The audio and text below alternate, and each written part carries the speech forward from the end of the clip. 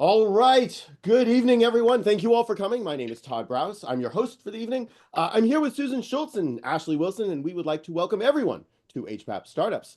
So let's get started.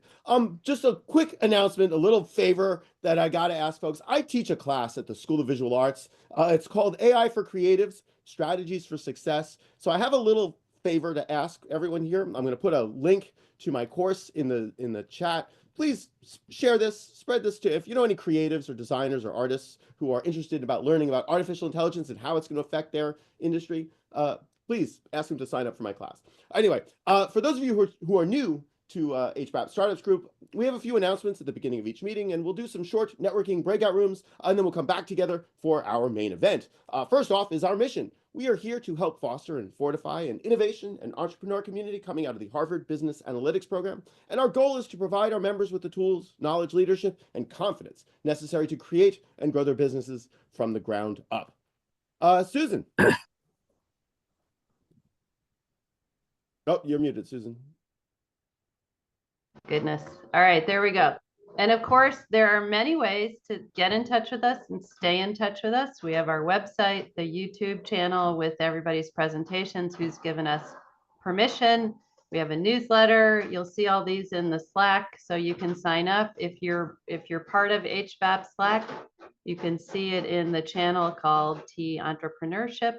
And as always, bring somebody that you think might love this community of ours, and or somebody that might want to come and talk with us.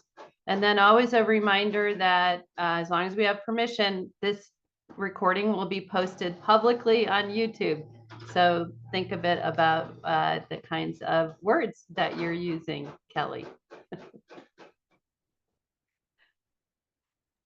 All right, and then we have a whole bunch of really cool stuff coming up. So today we have Deniz Kent, who's going to talk about just this really cool and fascinating company that he has. And then first week in February is our social overtime. Then we're going to have a couple of topics around experimentation and how to get better product market fit and all that. And so February 12th, Jeremy Kahn and Adolfo Perez Duran, two of our HBAPers, and me and some other people that work with Jeremy, like Steve, that is in here today, are going to actually give you case studies on how to do customer discovery and really use that to de-risk your organization and your product market fit. And then on February 25th, we have the great pleasure to have Jeff Busgang, who is an HBS professor. He also is the co-founder of Flybridge VC. It's $1 billion under funding. And he's going to talk about his latest book, which is The Experimentation Machine, which is tying kind of the traditional experimentation methods that we're going to be talking about on February 12th with the use of AI. And Kelly has been gracious to help pay for his book that he's going to be talking about, specifically The Experimentation Machine. So definitely come to that. It's going to be super cool. And then in March, Todd is going to continue his conversation about agentic AI and how it is transforming the world and businesses. And then in April, Nick Petsis is coming to talk about his really cool combination of data and analytics with his oratory and debating mastery and the things that he's focusing on there. So that ought to be super cool as well. And then we've got many other ones that we're working on getting set up. And so you'll see that built out as you come here every week. So lots of cool stuff. So then just a reminder, as always, our code of conduct is to create this place where we can have these really interesting and cool conversations that are inclusive and where we can collaborate and keep things confidential as we need to and really trust each other. And so as always, all rights are reserved by the presenter. And we have adopted Francis Fry's ratio of giving feedback, which is positive feedback really works a heck of a lot better than negative feedback. So we can even skip the negative questions or feedbacks if we wish. And then just a reminder that no personal recording of this session, so that we are really honoring that we reserve the presenter's rights. And then if you have something you want to talk about, just reach out to Todd, me, and Ashley, and we will help you figure it out. Awesome. Thank you, Susan. All right, let's do some social networking breakout rooms. I think I got this working. I'll see y'all in about 5-6 minutes.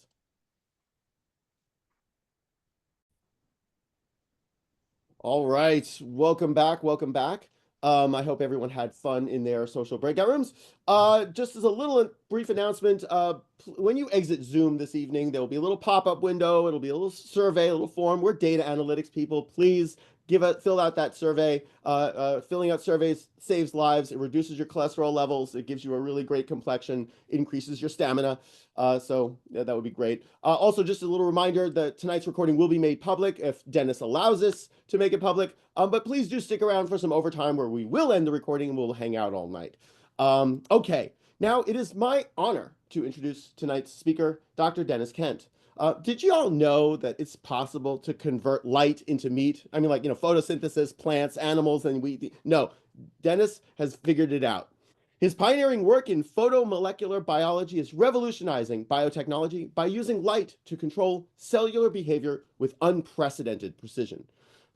His company, Prolific, harnesses light to produce everyday essentials more efficiently, from food and life-saving drugs to novel biosolutions. Their innovative technology platform leverages optogenetics, hardware, and AI, and magic. I'm 95% confident he's got some magic involved here, to dynamically guide cellular functions, enabling more efficient production of essentials ranging from food to life-saving drugs. And their technology unlocks direct and dynamic control over virtually every cellular function in any cell type. Dr. Kent's journey began during his PhD at King's College London, where he co-discovered a new human liver stem cell population and conducted groundbreaking research in stem cell biology. Something about a high-throughput small molecule screen using iPS-derived hepatocytes, which I have questions.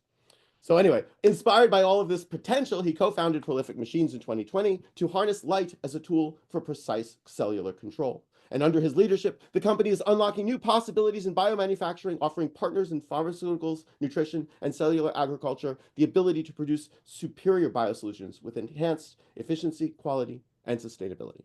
Now, without further ado, as is our custom here at HBAP Startups, if we could all please briefly unmute ourselves, and let's give a warm round of applause to Dr. Deniz Kent. Woo! Woo!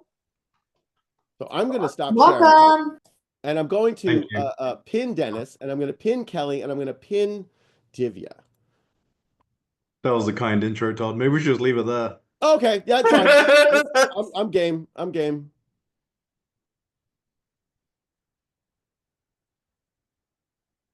Pin Divya, and I hand it off to you guys. All right. Well, okay, so yesterday I talked to Dennis and he said, why don't we do a fireside chat?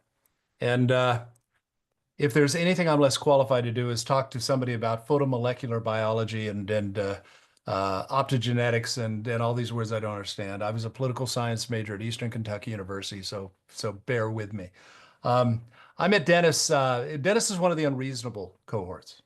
Unreasonable is you've had a few of them here. Anna, who makes 3D printing, she 3D printers structures on Mars. We got Dennis, who makes beef from light. This is such an incredible group of people that I thought if we could get as many of these folks in here to talk about their entrepreneurial journey, this would be not only inspiring but informative. I mean, how do these people actually think they can actually pull this stuff off? And I would suggest to Dennis that making beef from light is probably the easy part. Being an entrepreneur is the difficult part.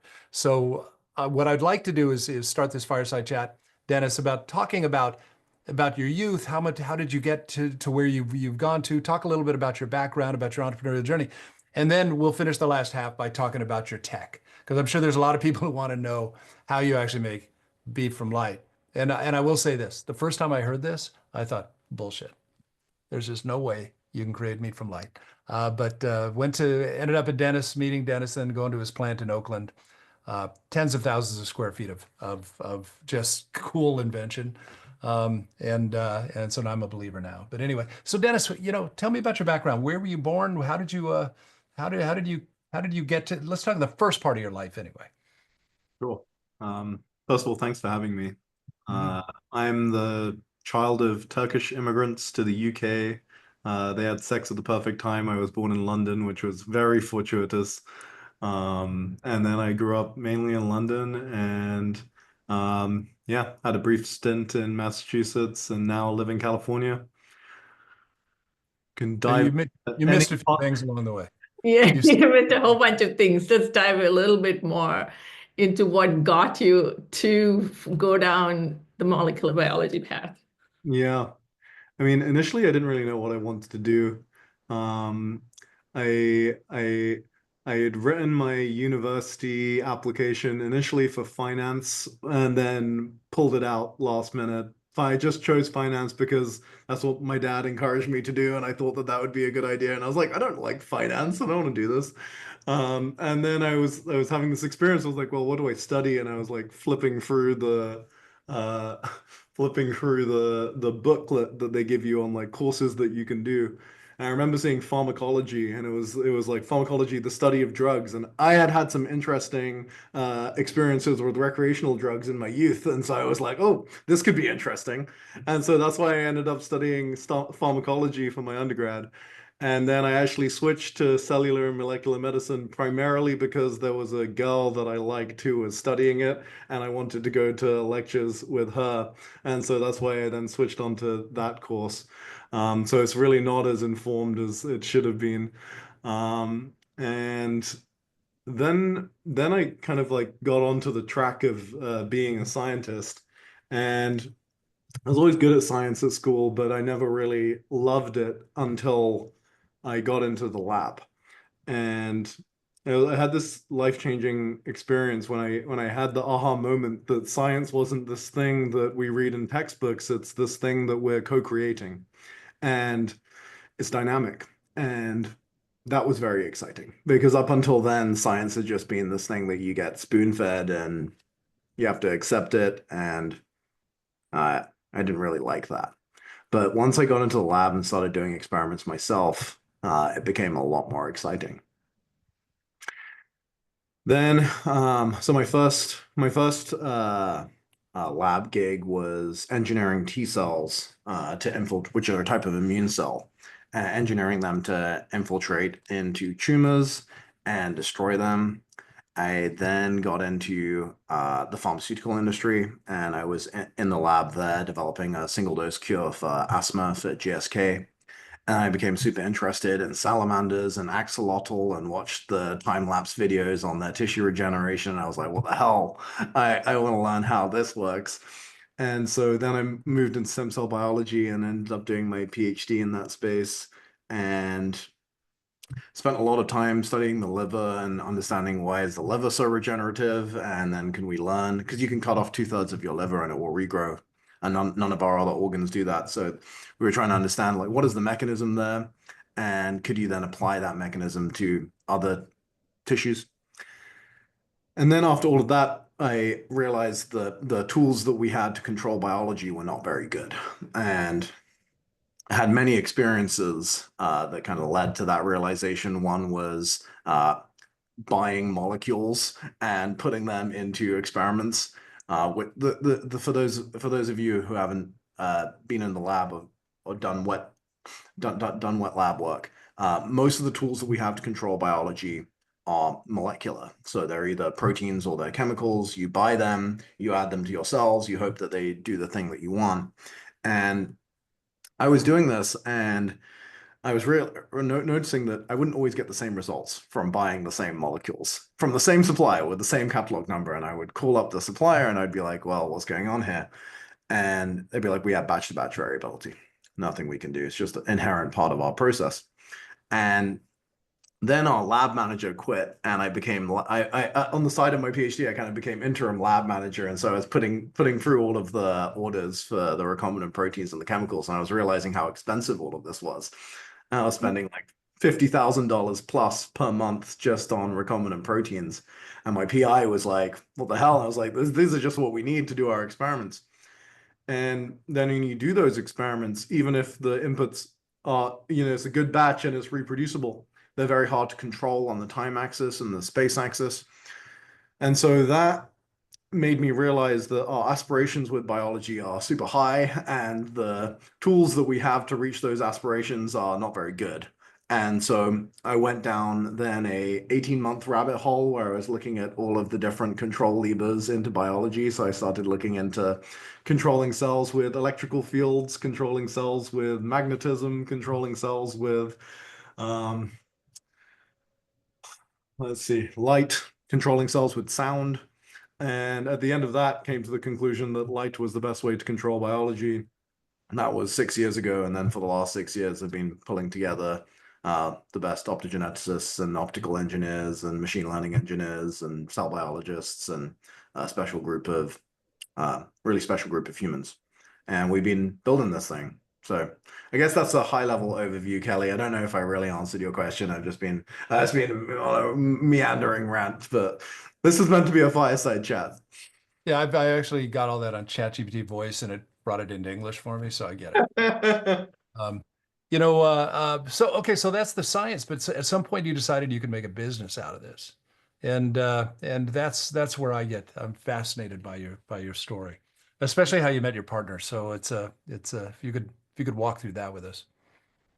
Well, after I had the realization that light was the best way to control biology, because it was the cheapest possible input into biology, it's the most controllable on the time axis and the space axis, and the most reproducible, and very amenable to closed loop control with machine learning algorithms.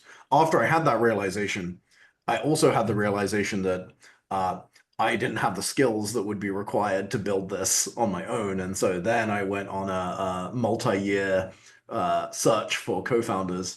And I ended up picking up one of my co-founders up. I literally picked him up in a bar, which is exactly what you're told not to do. I had just arrived in Worcester, Massachusetts, to do some experiments over there. And I got an email, and the email said, so-and-so is leaving. We're having a party at this dive bar. Everyone is welcome. And I didn't know the person who was leaving, but it was a Friday night. I didn't have any plans. It was the first time in America. And I was like, all right, I'm just going to go to this dive bar.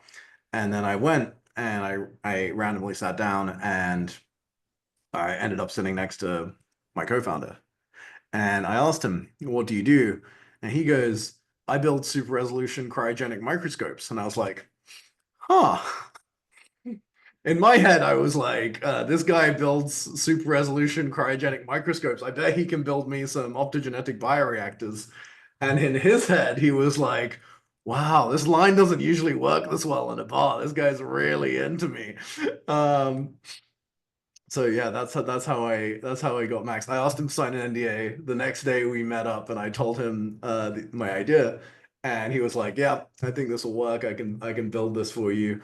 And then we got together and had a beer and realized that we still didn't have all the skills that we needed, and then went on a search for a machine learning specialist, because one of the core concepts with Prolific is trying to build driverless bioreactors. So instead of having a bioreactor, typically with bioreactor, you have expensive humans that have to stand by the bioreactor and they monitor it. And if it doesn't look good, they get some expensive molecules and they'll add it in, and they hope that it goes in the direction that you want.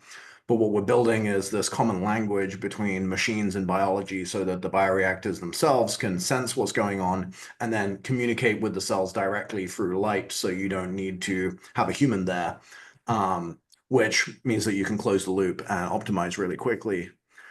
So anyway, we needed a machine learning expert to run that team, and then we ended up finding one who was someone who I'd known for 15 years and was ancient languages specialist and computer scientist working in big tech, but hated big tech. And anyway, he was amazing.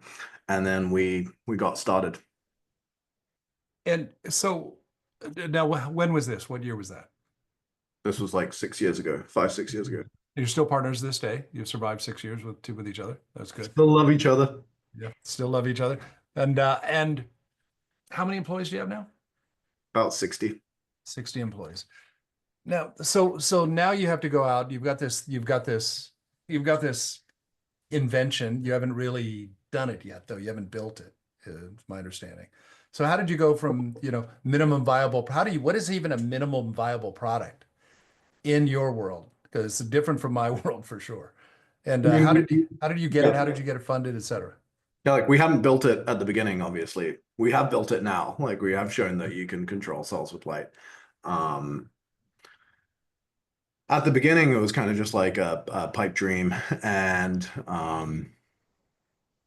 I thought that it might be too crazy for venture capital to fund. And I was wrong about that. And yeah, you're bearing the lead here. So you got a great cap table. You've got all these amazing investors. How did that all come about, and how much have you raised so far? We've raised about 90 million, and how'd it come about? Well, at the beginning, nobody knew about us, and it was like me trying to get investors to talk to me about this. And over time, it became more and more investors trying to talk to us as people found out about what we were doing, and then people got more excited, and then we actually proved that we could do it. And But let me ask you, what was the hook, though? I mean, there's a lot of big words here and a lot of science, but what was the dream? What was the end goal? What was the North Star that attracted them? I love eating meat and I feel terrible about it. And I want to have a meat-heavy, guilt-free retirement. And so the original purpose of Prolific was let's grow meat with light so that we all three co-founders, we love eating meat and we feel terrible about eating meat.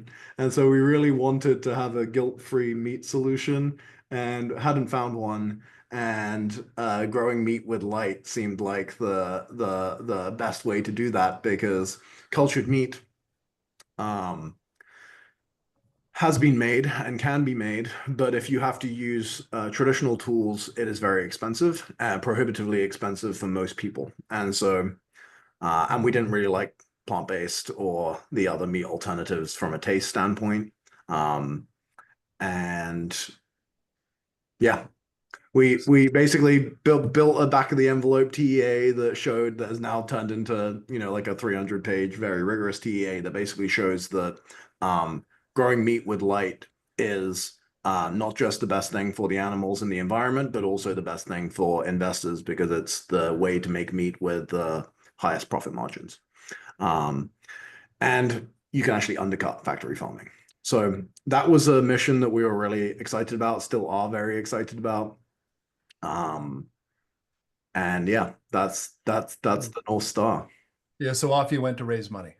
Yeah, off we went to raise money, and then it kind of snowballed into something that was much bigger than just meat, when we realized that the tools that we were building for cultured meat were actually extremely relevant for pharmaceuticals, for dairy proteins, for all sorts of things. Just Precision.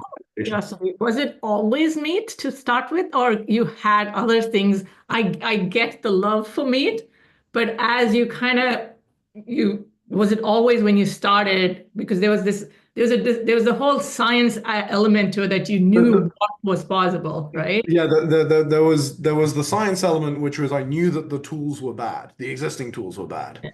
And it had dawned on me that light would be the best way to control biology. And the question then became more like, what do you point that at first? Because there's lots of different things. And we chose meat initially because, like I said, we love meat and feel terrible about it, and would like to not feel terrible about it. It started with meat. And you want to tell everyone like how it's transitioned from meat to everything else? Yeah, so now it's kind of positioning is becoming more like a biomanufacturing conglomerate with sort of a holding The way that this is evolving is like Prolific Machines is a holding company that is just innovating on optogenetic tools, so building better and better tools to control cells with light.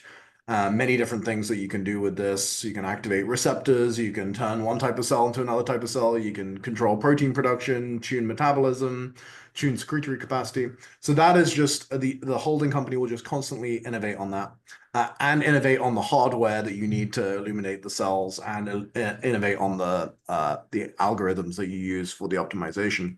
And then there'll be a number of subsidiaries that are singularly focused from a commercial standpoint. So, one for pharma manufacturing, one for meat, one for dairy, one for space biomanufacturing. This is kind of how this is playing out. And so let me go back to your fundraise. So you decided this was going to be a business. You went to IndieBio, I mean? IndieBio, yeah. Not to be IndieBio? confused with the crowdfunding Indiegogo. Indigo, yeah. No. Also great.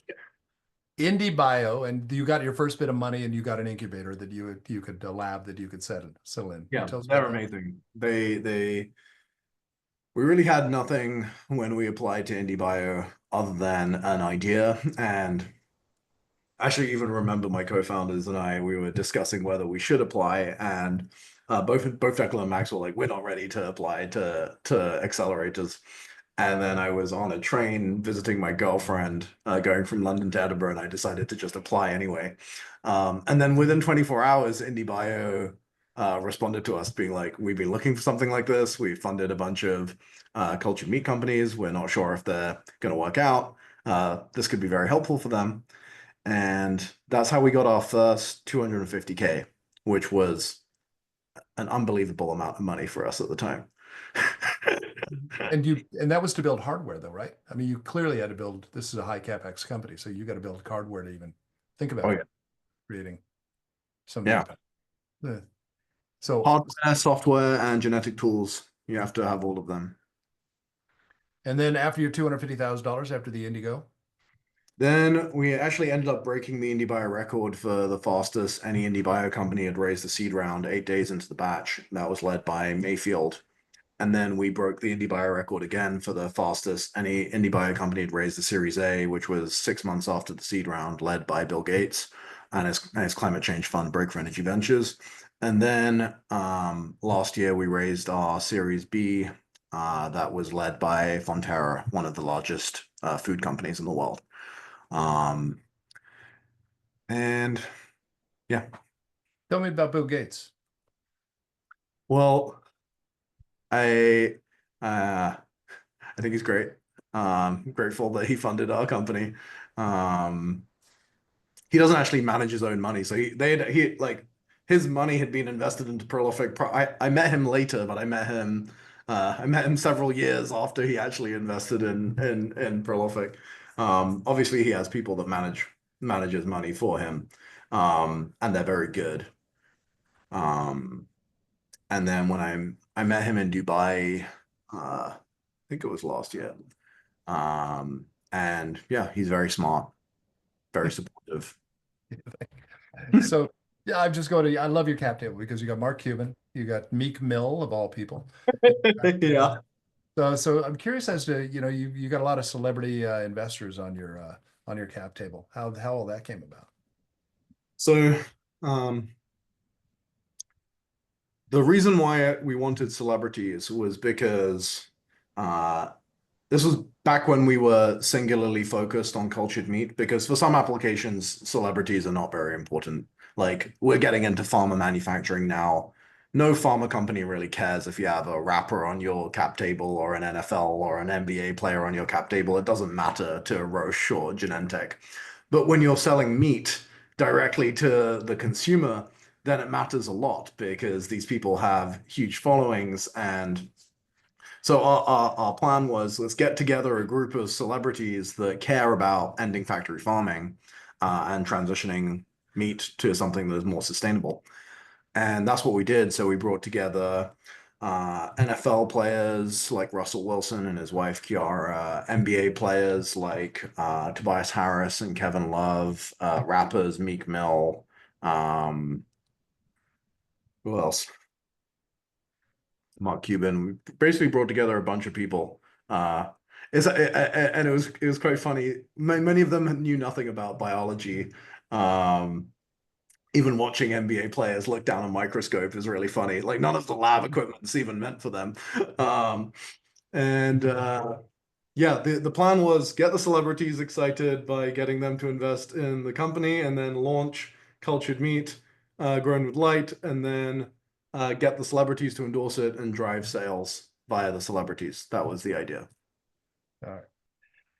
Now, I've taken way too much time talking about the background. Would love to see the tech. I'd love to see You sent me some videos, but I couldn't open them because I didn't have permission. Thank you, Dennis. And Let's see so I'm how well sending. this works. This is our pilot facility right now. This is the world's first 200-liter optogenetic bioreactor. So I love the fact that the highest tech guy I've ever met in my life holds his phone up to the camera. this is a 200-liter reactor. This is a illumination system. It's in Emeryville, which is next to Oakland. It's between Oakland and Berkeley. So basically, you can pulse the light at different wavelengths and different patterns depending on how you engineered the cells. It will do different things. Can I get you to share your screen and show some of those Sure. videos? Because it's a lot easier to see from them. Kelly, while he's doing that, you actually had a chance to walk through the whole facility. I would love to hear. I How did. was that? It was fun because, as you can tell from Dennis, I mean, I spent, I don't know, Dennis, what, about an hour and a half going through the facility.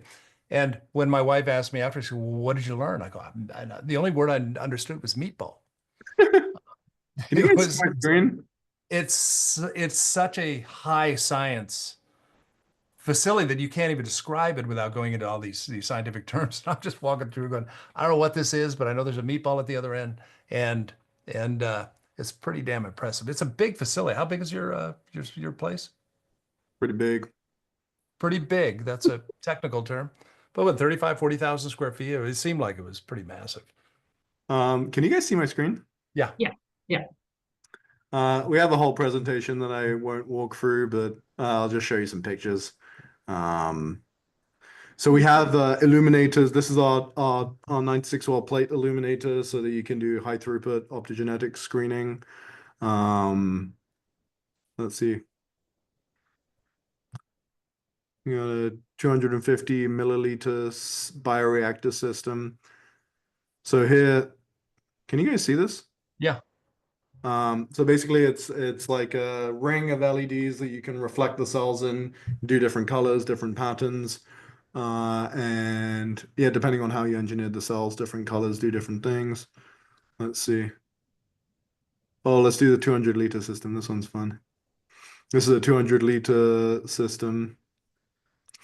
So basically the way that this works is it's a flow-through system. So it's kind of plug and play with existing bioreactor infrastructure. You can plug it into the side of a bioreactor, and then it will cycle through the bioreactor. The entire contents will cycle through the illuminator every 20 minutes. And same with all the other things. Different colors can do different things. Different pulsing patterns can do different things. Dennis, how long did it take to actually get this built and operational? Well, depends on where you start counting from. No, as in like once you decided, like from the time you got the funding, right? Like, so just the whole process of, so you kind of had your science in some ways figured out in your head, but operationalizing this is a completely different story. Totally. I mean, from our first check, it took 5 years. Wow. So this whole process from the first check to what we're seeing is 5 years. Yeah. But it feels like 50 years. But yeah, it's only been 5 years. Let's see. And how much of this was like stuff that you guys had to actually, a lot of it has not been done before, right? Like, so like, how much of it did you guys actually have to design and go through that process of actually, a lot of it is obviously IP and patented, but just, going through because there is that shift in the mindset of being a researcher, an academic, to then becoming an entrepreneur, to be able to get things to come to life. Totally. Right? The good news is we were absolutely standing on the shoulders of giants. We didn't have to invent everything here, thank God. The original inventors of this technology are the cyanobacteria. And the bacteria, this was long before humans existed. Bacteria invented light-sensitive proteins, which is the basis of our technology. And they invented these light-sensitive proteins that change shape when you hit them with light. And it allows the bacteria to respond to light. And because light has been this constant like cells have been interacting with light long before humans existed. And so we are very much piggybacking off of nature here. We're taking the mechanisms that nature evolved to respond to light, and we are putting them into commercial contexts. So yeah, bacteria invented this, and we are using it. And there is a field of optogenetics that exists independently of prolific. And that field has mainly been focused on using this in the brain. So if you Google optogenetics, you'll see publications, and 99% of it is neuroscience based. So people had already shown that you could make basically a remote control mouse. So you can make a mouse turn left or right by shining light in different parts of its brain. And so there was this proof of concept in the neuroscience field that we could control cells with light and control organisms with light. What people hadn't done prior to prolific was to apply it to manufacturing, which kind of created a new field of the application of optogenetics in manufacturing. And I was shocked that no one had done this. And that's why we kind of coined this new term or field called photomolecular biology to kind of distinguish us, to distinguish optogenetics use in a manufacturing context to optogenetics use in a neuronal context. Yeah. So like I said, there's basically four parts to this. There's the genetic tools, there's the cell lines, there's the illuminators, and then there's the software. Cardam in the chat wants to know, when did you taste your first self-made meat? So when I say self-made, it wasn't my cells. It was the cells were derived from a Wagyu cow that we actually adopted from a factory farm. So it was gonna go into a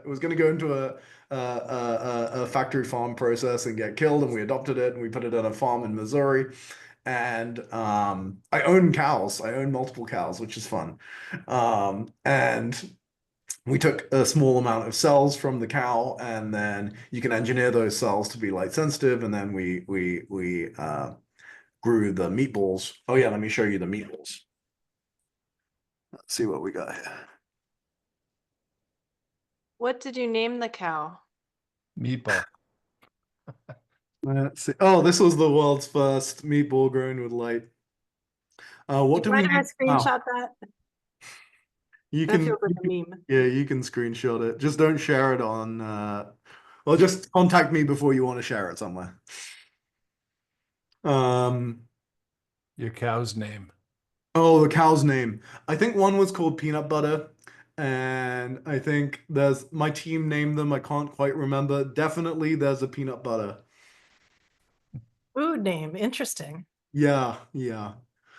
And this is the 10-liter system in real life in the bottom right-hand corner, and the 2D illuminators in the top left-hand corner, and the 250 milliliter illuminators in the bottom left-hand corner. Can you guys still see my screen? Yeah, we can. Cool. How many meatballs have you made? I was just going to ask, and how much does a meatball cost? Right.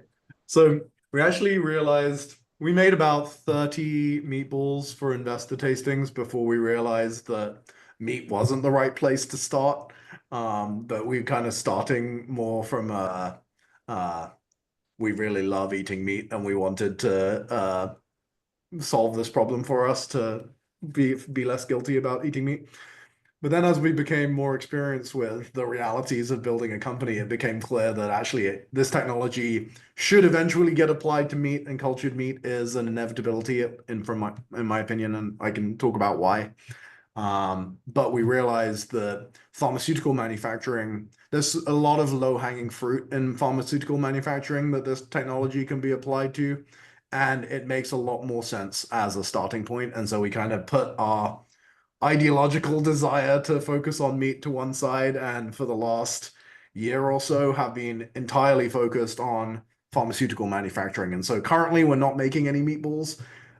We have made meatballs in the past. And to your question on price, Divya, we built a very robust TEA on cultured meat. And that TEA demonstrated that at scale, cultured meat can be about, if you're growing it with light, can be about $4.5 per kg. which is very good. So factory farming is around $8 to $12 per kg. Organic beef is like $15+ per kg. The wholesale prices. You equate this to carbon sequestration? I mean, how much carbon do you pull out of the atmosphere by not using the cow to create the meat? Yeah. So from an environmental standpoint, there's two big wins. One is that there's no methane produced if you're growing meat from the cells of the cow, because contrary to popular belief, the cows do not produce the methane. It is the bacteria that lives within the cows that produce the methane. And so if you just take the cow cells and you grow the cow cells outside of the animal, there's no methane. Only if you have the full animal with the bacteria in their guts, because it's a product of the metabolism of the bacteria. So that's one benefit, is the no methane. The bigger benefit is actually not the methane, it is in calorific efficiency. So if you model calorie usage in a cow, what you realize is the cows are very inefficient in terms of how many calories you need to put in order to get a calorie of burger or steak at the end. And that ratio for a cow is about 35 to 1, which is crazy. Like that means we have, for every 1 calorie that we want out of the cow, we have to put in 35 calories. And the main reason for that is because of consciousness and the immune system, both of which are energetically extremely expensive. And so the nice thing about growing meat from the cells is that you don't need consciousness and you don't need an immune system, because you're growing the cells in the bioreactor. And so your efficiency of calorific conversion goes from 35 to 1 in a cow to about 2.5 to 1 in a bioreactor. And so that means that the amount of rainforest that you need to cut down in order to make those calories, because that's where those calories come from, is from soy grown at huge environmental expense. And so if you can reduce the total number of calories that you need as the input, then you're dramatically reducing the environmental burden of beef. Andy says he loves how you say, instead of methane, you say methane, meat-tane. Yeah. Yeah. I still eat beef from cows because I love it. So I'm a hypocrite. And Well, you're trying. I mean, you're going to get there. I was putting in like $90 million, 30 meatballs, $3 million a meatball. well, we haven't spent all of the 90 million, and not all of it has been spent on cultured meat. And what are you looking to raise, to get to where you want to be? So our next fundraise is actually going to be focused on pharmaceutical manufacturing. So we're going to be building out CDMO and CDMO services, which is basically, you know how I said that there would be this subsidiary? So there'll be the Prolific Machines Holding Company and then a number of different subsidiaries. The first subsidiary that we're building out is going to be for pharmaceutical manufacturing. So people who have assets that want to make those assets cheaper can use our technology to make those drugs cheaper. And that's the first value proposition in pharma. The second value proposition is making drugs that other people haven't been able to make. Because with protein therapeutics, and this is kind of like the biopharma industry's dirty little secret, about 10% of the total biologics that get discovered get discarded due to manufacturing issues. And so we've been building tools that help you basically, a lot of the people think that those drugs are unmanufacturable, but they are manufacturable. You just need different tools. So we've been building the tools that allow you to take these drugs from unmanufacturable to manufacturable. And we've been developing this, and we're going to start offering it to pharmaceutical companies. So that is our big push right now. And so we're going to be doing a funding round this year to finance pharmaceutical manufacturing. You'll be getting equity in the holding company, but the use of funds will be to build out the pharma manufacturing. The next thing after the pharma manufacturing is EBITDA positive, the next thing would be building out the meat business. And then after the meat business, building out a precision fermentation business. And then after that, I have some ideas in space biomanufacturing that I'm quite excited about. Good for you. Good for you. So do a little right turn. You're an unreasonable fellow. Yeah. Can you talk about that a little bit? How that came about, and was there value to that to you?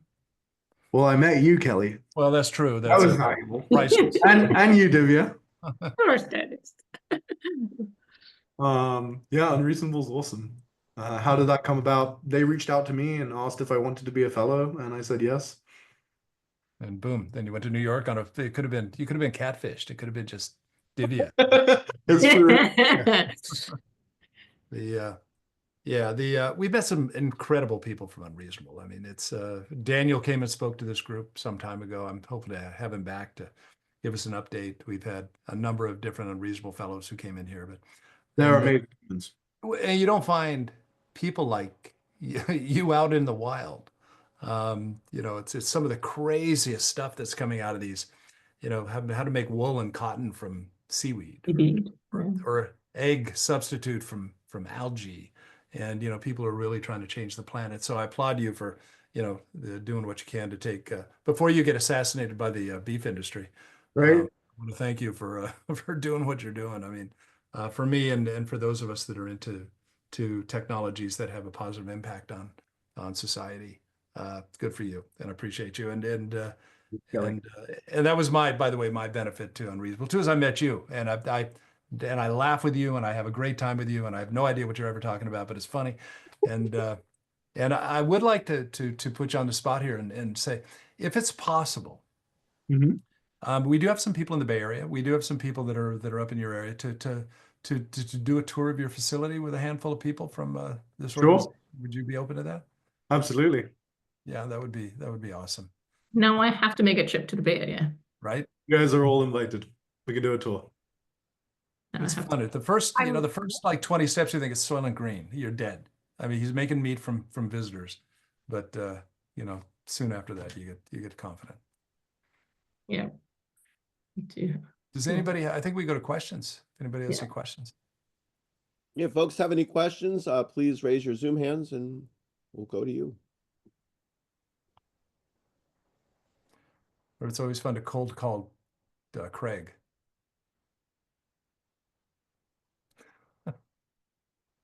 So Craig gets off camera. There he is. Oh, got it. He's up on stage.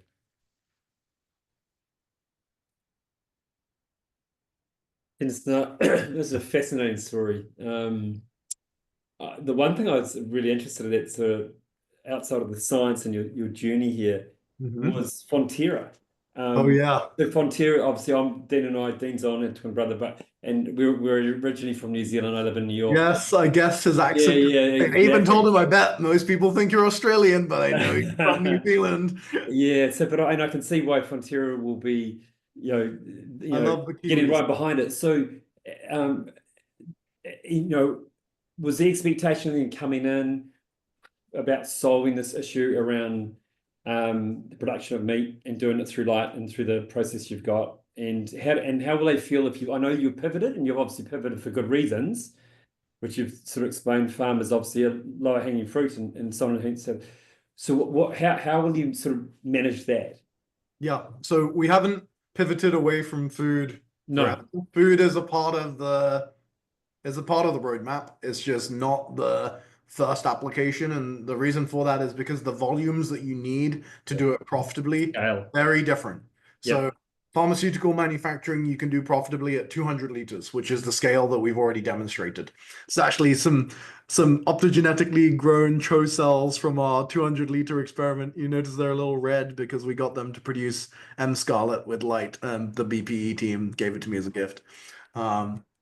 Anyway, Fonterra, the reason why they were interested is not actually because of the cultured meat angle. The reason why they were interested is because they had a problem. And the problem that they had is that they're very interested in getting minor proteins out of dairy. So dairy has a lot of different proteins. They have like 9,000 for the non-Kiwis in the audience. Fonterra is this dairy conglomerate. They have 9,000 dairy farms. They make a lot of milk. Milk has a lot of proteins in it, but there's a large variance in the concentration of those proteins. So there are some proteins like whey and casein that are very abundant in milk. And then some proteins that are like lactoferrin or osteopontin or bovine immunoglobulins, which are very low abundance in milk, talking about 1% or less. And those proteins are the most valuable.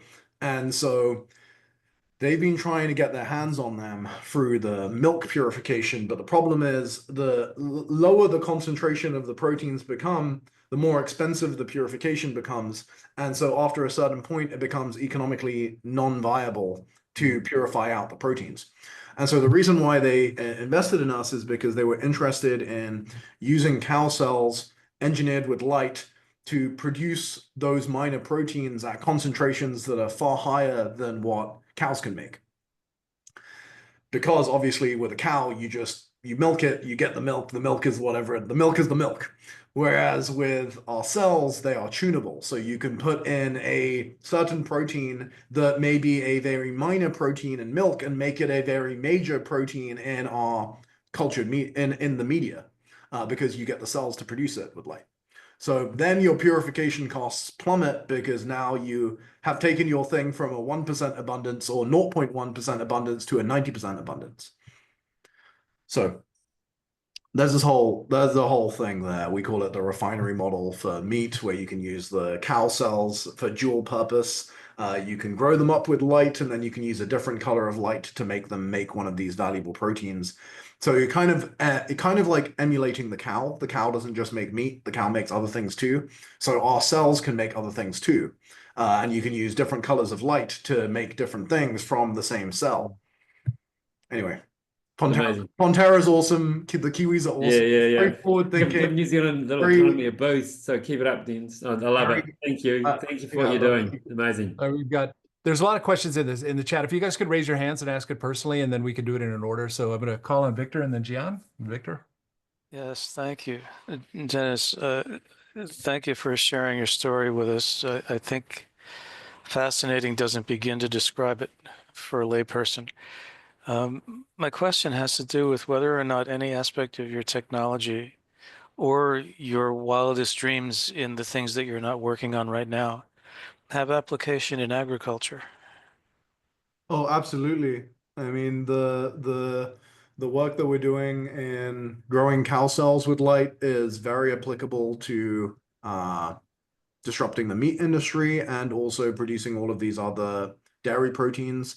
If you mean like plants, I mean to say plant agriculture, yes. yeah. So you can grow plant cells in bioreactors. And you could control them with light. It's actually a bit more tricky than with animal cells because plant cells are photosynthetic, and so you need to use light to give them the energy. And the nice thing with the mammalian cells is that they're not photosynthetic, and so what we do is not photosynthesis. It's commonly confused with photosynthesis, but it is not photosynthesis. The light in our process is not the energy source. The light in our process is the signal. It's telling the cells what to do. The energy source is glucose. So we still need glucose. But with plant cells, the energy source is light. And so that's why it becomes more complicated to do optogenetics in plant cells, because you have to shine in the light for the energy. Doesn't mean that you can't do it. It just means that you have to do it only in the green wavelength, because that is the only wavelength that the plant cells can respond to optogenetically, because all of the other ones will be absorbed. Yes, I appreciate the explanation. And I guess the follow-on question is, do you have a sense that if you were to venture in that area, that you could also outpace nature with plants applications? Yeah. So I think where growing the plant cells currently on Earth doesn't make a huge amount of sense, because you can just plant a plant outside and it's very low expense. Where I think growing plant cells in bioreactors is going to be a thing, and a big thing, is when you're on the moon or on Mars, where you're going to want plants. It's not going to be very easy to make them. The efficiency of photosynthesis on Mars, for example, is going to be lower than on Earth, and it's not high on Earth to begin with because you're further away from the sun. So I think that there will be more bioreactor-based plant manufacturing on Mars. On Earth, people are doing it. It's not a focus for Prolific because plant cells are pretty cheap. The products that they make are by and large pretty cheap. So we're trying to focus on the expensive stuff. So Yes, yes. in pharma, we're focusing on therapeutic proteins, which sell for thousands of dollars per milligram. And on the meat front, we're focusing on Wagyu, which is very expensive, can sell for $1 a gram. We have Japanese Wagyu cows. And then we're going to do like bluefin tuna, sashimi. Initially, we're going to be focusing on the very premium meats, and then eventually we'll get to the commodity meats. Sure. Can I ask, is there a difference between you make meatballs because it's unstructured? Yeah. How do you get it to the point where you can actually create structured protein? Excellent question. I'll show you guys something cool. At least I find it cool.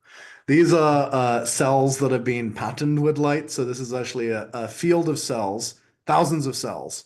And we shone light on some of those. This is a Prolific logo, as you can see behind me. But this is made from cells. And this is actually cow cells. And the cells are everywhere, but then only where you shine the light you can push the cells in one direction, and the cells that don't get the light go in a different direction.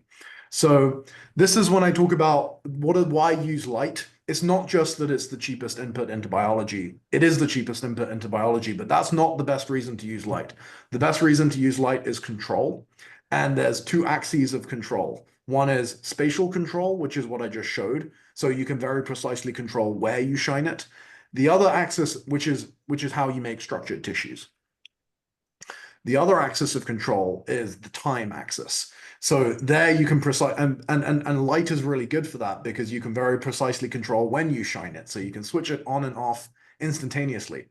And you can't do that with conventional tools because conventional tools are molecules. And so I just finished my tea here, but you can imagine if you have your cup of coffee and you take some cream and then you add the cream into the coffee and then you watch the cream dissolves and it moves around randomly. And if you want to control where the cream goes, that is not a very easy thing to do. And if you want to take the cream out, that's also not an easy thing to do. And so this is my scale down bioreactor model. Like this is what we're dealing with. And with light, you don't have that. All right, Gian. Thank you. Unmute.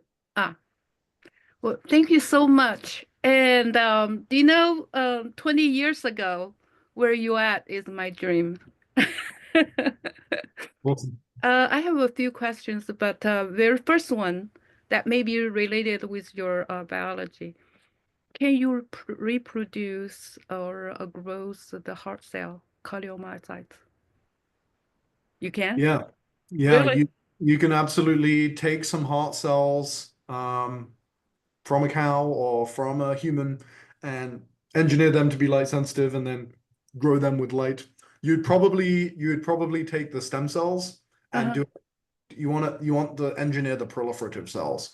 So you would probably take a precursor to the cardiomyocyte.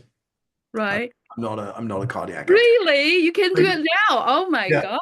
You would want to take the stem cell, engineer the stem cell, and then you could Yeah. use light That's to exciting. grow the stem cell, but you could differentiate it into the mature cardiac tissue. Oh And my. we've shown that we can make muscle with light, for example, which is Right. admittedly we did skeletal muscle, but you could do cardiac muscle. Right. Wow. Well, I worked in a Duke Medical Center, and at the time that the theory is that you can never being reproduced any cardiomyocytes. That means the heart was only one, and you lose it forever. But that's amazing. Wow.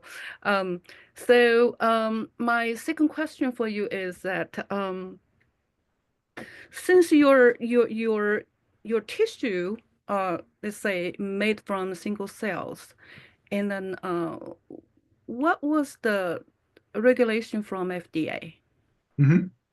So the FDA regulates different industries that we work in differently. So with cultured meat, it is regulated. You can't just make cultured meat and start selling it. You have to go through both the FDA and the USDA, and there's a number of Yeah, step right. tests that you need to do. What they claim And that you're not qualified or you qualify in certain level. What was that? well, from a regulatory standpoint for the meat, it's actually very helpful to use light to grow the cells because if you don't use light to grow the cells, you have to use molecules, and many of those molecules have public health concerns associated with them because they were never designed to be eaten. Right. Whereas with light, we're using light-sensitive proteins that are all over nature and exist in all plants and all algae and all cyanobacteria. And so probably none of you have thought about it, but I guarantee that every single person on this Zoom call eats light-sensitive proteins every day. If you eat a salad or you eat a slice of bread or pasta, you are eating light-sensitive proteins.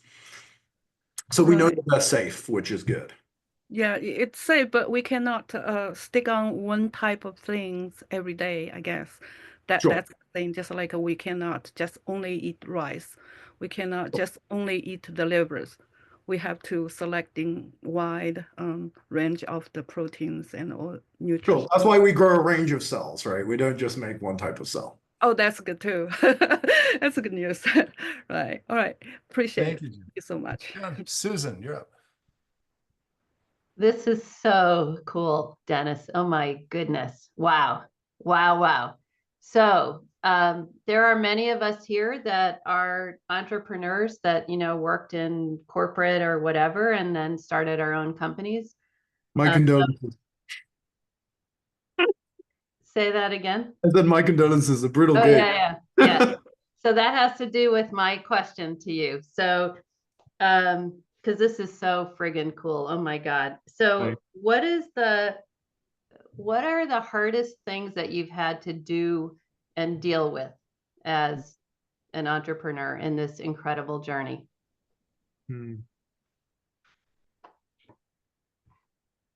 This could be like a 4-hour answer, but I'll maybe choose one. I think something that's very hard, especially with this type of company, is that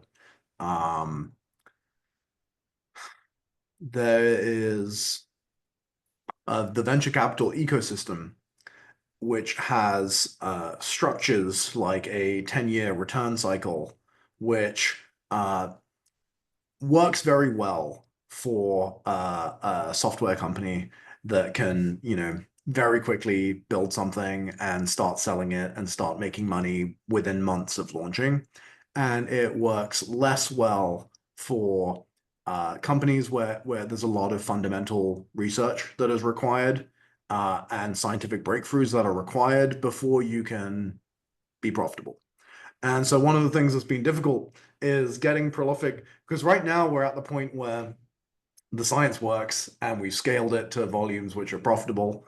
And now we are embarking on the commercial journey. But it's already been like 6 years. And so for most companies, that is not acceptable. And most VCs feel uncomfortable about that because they don't really want to wait 6 years for you to start making money. But some companies require that amount of time.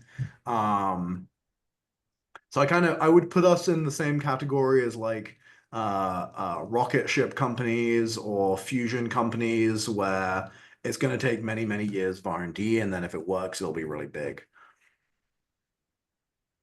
So that's the hardest thing, is like just trying to make this work within like venture capital fund cycles that are not really designed for companies like this. Okay, cool. Well, one more follow on, looking at kind of the emotional side. Okay. Yeah. So the same question, but from the kind of personal, emotional, whatever side. Yeah. I mean, for the fundraising, it's a real emotional roller coaster. And like for the Series B, I thought, I mean, we ended up closing and it was a great round, but we were trying to raise in the middle of like the alt protein winter, and it was brutal. And I was having nightmares about whether I'd have to fire all of my employees, and I love my employees. I don't want to fire them. And it's like the emotional trauma that you can have from caring about what you're doing and it being very difficult to fund it. Yeah. So you're going out for a Series B. Most investors expect for a normal sort like a software company Series B, you might have quite a bit of revenue. But if you're building something that requires a lot of fundamental R&D, you don't necessarily have a lot of revenue. We didn't have a lot of revenue. We had a sound path to getting to a lot of revenue. And now we're starting to get commercial traction, which is good. But that was definitely very difficult. And I didn't have to fire all of my employees, which is great.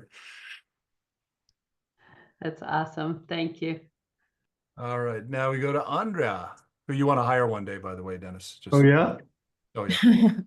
So nice to meet you, and it's super cool to Nice hear to meet about you what you're too. doing. I've heard Kelly talk about it so many times, and he's just so impressive. I take a recommendation from Kelly very seriously. But you should email me my I'll drop my email in the chat. Okay, awesome. I'm curious, like how you grew your team, like scaling, what you looked for, what methods you used. And I hear you found your co-founder at a bar, which is amazing. It's exactly what you're told not to do, but he's great. Not highly recommended for the record. So yeah, Spouses- I'm spouses curious to and learn business about how that partners. was. I dropped my email in the chat, by the way. If anyone wants to connect, I'm happy to connect. Yeah, so team. I think it's the thing that we have done best, and the thing that I do best, and the way that I add the most value at Prolific is finding amazing people, convincing them to work for Prolific, and then convincing them to stay once they work for Prolific. How to do it is it's at the beginning it's really hard because no one wants to join a company that they've never heard of, has no money. And so at the beginning, it was very much just people that we already knew, our friends. And then over time, we started bringing in quote unquote professionals. And now we have like some really big name people here that are, widely recognized as industry leaders and people who, shut down their labs, people who, C-level executives at, major companies with tens of thousands of employees. But at the beginning, you can't get those people. Like they are not going to join your crazy startup. I think the question around how do you know if someone is the right person is interesting and really difficult.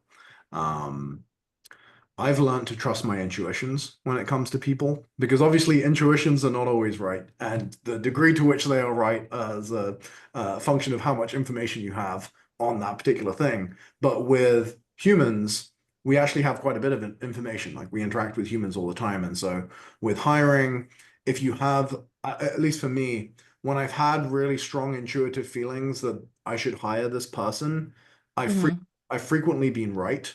And that has made me now trust my intuitions more because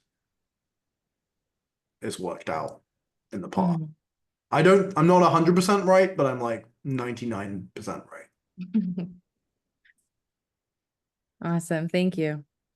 I was wandering through Harvard last week and ended up having lunch with a guy that the Maris brothers know, Thomas Baker. And I'm going, as I seem to tell everybody in every conversation, I met this guy who grows meat from light. And he says, "Oh, Prolific Machines? Yeah, I used to work there." And Sounds great. Yeah, and I'm like, first of all, that I meet somebody like that. Number two, the quality of this guy, and he was your intern, is like over the top. He was lecturing Harvard on rapid application development, rapid prototyping. So yeah, whatever team you've developed, it's definitely a very high level, and congratulations. And they stick with you, which is great. Yeah. All right, now here's a guy who's been able to develop fish over the 5 years I've known him. They never die. Andy, he's always got them with him. That's awesome. Andy. Hello, hello, Dennis. Yes, these are kind of the optogenetic fish here. Only feed on the light that's given to them by my LED screen. So, but yeah, I actually was just fascinated by your story even before coming to the actual show here. I read up on your innovations, and I myself am in the biotech industry. I've been helping a company build up 3 CDMO biotech manufacturing facilities up and down the East cool. Coast here. We So should I'd love connect. to. I'm sorry. Yeah, We we'll should definitely. connect about that. I Yes. drop my email in the chat. I I'm see getting it, big yes. into the CDMO business these days. Yes, it's a Great space business. that has contracted a decent amount, but it is ripe for the right partner. But yeah, one of the things that I thought was fascinating by your technology was, and it's something that we really focused on is sterility and contamination. We've done a really good job controlling it, but it's such a hard thing to do when you're going in and out of rooms. And I mean, I come from the technology and infrastructure space, and we're always fighting with employees on their own personal human behaviors. Are they keeping the environment clean? But I read in your technology that it's inherently sterile, and I don't. Could you maybe describe that a little bit, because that seems to be a very interesting selling point, especially for like large scale. I mean, we're building a 25 to 30,000 liter manufacturing site up in Boston right now. So and the sterility and then contamination free would be amazing. So yeah, so I can explain. The reason why it's inherently sterile is because the light is not inside the reactor with the cells. And so with conventional tools, you have to use molecules, either proteins or chemicals, and they go into the reactor with the cells. And so the more things you have to add in, the more contamination risk you have. And so the light allows you to take out lots of things from the media, and that inherently reduces your contamination risk. It also makes your media easier to sterilize, because a lot of the conventional tools have short half-lives, so you can't heat sterilize them. So you use viral filters. That is normally what happens, and they're basically the pores that get smaller and smaller, and they work like 99.9% of the time. But that 0.1 is still a problem if you're putting it into a 10,000 liter tank. And so we would love to help you guys have a guaranteed sterile CDMO. Wonderful. I'd love to talk more for sure. The way you described it was perfect. I completely get that, and yeah, definitely it's a big struggle, but that's kind of an interesting approach. Yeah, definitely. It's same goes with those people who know you have to inject things into the human body, right? That injection point is introducing harmful potential bacteria or things like that, and everything we do in these clean rooms that we have is everything governed by SOPs, and then it's just it's a huge undertaking. Reproducibility is even a bigger concern than sterility in many cases in pharma manufacturing, because you have to get it right, and the timelines are really tight, and the window, the tolerance for timeline slipping is very low. And so everything has to be perfect, and it has to be perfect first time round.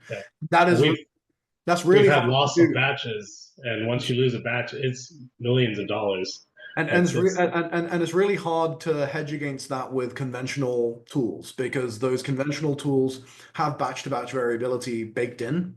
And so there's really 2 ways to address it. One is the sort of YOLO approach to biomanufacturing, where you're like, all right, we're going to add them in and we're going to hope for the best. That frequently doesn't work. The other approach is you say, okay, we're going to have a whole team of people, and their only job is to validate every, like at small scales, they're going to do QC on every new batch of input that comes in. And that works. But then you have to employ a whole team of people where their only job is making sure that there's no batch to batch variability.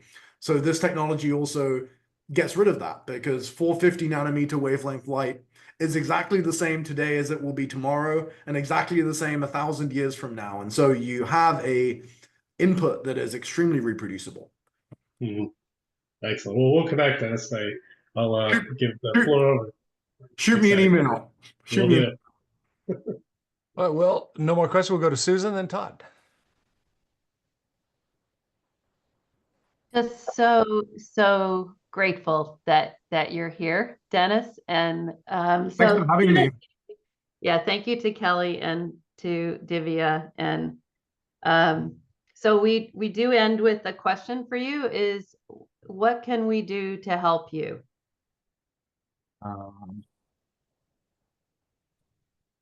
Let's see. I'd say that there's two buckets on the professional side. One is I'm interested in connecting with investors who want to be involved with Frontis and Bio. And I'm interested in connecting with customers who could benefit from this technology, especially pharma manufacturing customers. And then on the personal side, I just wrote a fictional story. I'm looking for a agent. If anybody knows any literary agents, let me know. What genre of fiction? Sci-fi, fantasy. Oh, cool. Awesome. We'll see. Anybody else, Kelly? Yeah. All right, I think we have Grazina. You have a question before Todd goes. Sorry about that. Grazina raised her hand. I like being in charge here, by the way. This is so much fun for me. Let me pull up Gazina. There we go. Good. I do have a question. So I have a son who is studying biomedical engineering, hoping to be actually a surgeon. But what is your recommendation? It seems like you spent some time in a lab, or what skills to develop for the upcoming new generation that will be going into the job market in a few years? Well, I think it depends on what job you want. Does he want to be a surgeon? He does. But he is studying biomedical engineering, and it seems like the possibilities are endless, especially now. But what are the skills that are needed? If he wants to be a surgeon, I'm really not well qualified to advise him on what the right thing to do is. Sure. But probably medical school seems like a good place to start. More broadly, I think learning how to learn is like a really good meta skill. So then no matter which direction you go in, you're just really good at learning new things. That's always served me well, and a lot of the people that I hire, I look for that, because the reality is we don't really know what's going to happen in 5 years' time, or even 3 years' time. But you know that things are going to be different. And so if you can really quickly learn new things, I think that is the most valuable thing to have, the most valuable skill. Thank you. Now, Todd. Thank you, Grazina. Thanks, Grazina. Thanks, everyone. So Dennis, this is a real pleasure and honor. Thank you. I guess my question has to do with how do you see agentic AI affecting your business in the short and long term? So we have a software development team, and they've been working on an algorithm which has it has an embedded understanding of cell biology. So it basically takes the complexity of cell biology and it reduces it to maths for a series of differential equations. And so it has an understanding of transcription, translation, protein degradation, optoswitch kinetics. And what it does is it takes all of the sensor data from the bioreactors, it processes it with its understanding of biology, and then makes predictions on what is the light pattern that I should apply at this point in time to get me to my set point. And the set point could be a certain amount of antibody or vaccine or beef or chicken or whatever it is that you want. And it can make those predictions every millisecond or second and adjust the light patterns accordingly. To Andy's point, this is another way that you can reduce sterility risks, is actually just by not having the humans in the same room as the bioreactors at all, and just have it all controlled by an algorithm, which also saves your costs. But that's a really interesting application of AI for me, because biology is this black box which we don't really understand. But we have with what we've built, we have a way of interacting with it, and AI is really good for trying to get useful things out of black boxes that you don't understand, because they can very rapidly test a lot of different patterns and see, oh, this light pattern is doing really well, this light pattern is not doing really well, and we may not fully understand why that is. But you don't need to fully understand why that is in order to do useful things with it. So yeah, I'm very bullish on AI-driven biomanufacturing. Me too. That's beautiful. I love it. I thank you for that. Deniz, I have no more questions. I think we should probably end the recording now. Please do stick around for overtime. But before we go, just again, thank you, Kelly. Thank you, Divya. Next week, sorry, not next week, February 12th, Susan and Adolfo and Jeremy will be giving us a workshop on de-risking your organization. So please do not miss that. It should be a lot of fun. And then again, February 26th, Harvard Business School professor Jeff Busgang will be talking about his new book, The Experimentation Machine. I'm going to end the recording. Thank you all for coming, and we'll see you in a couple weeks.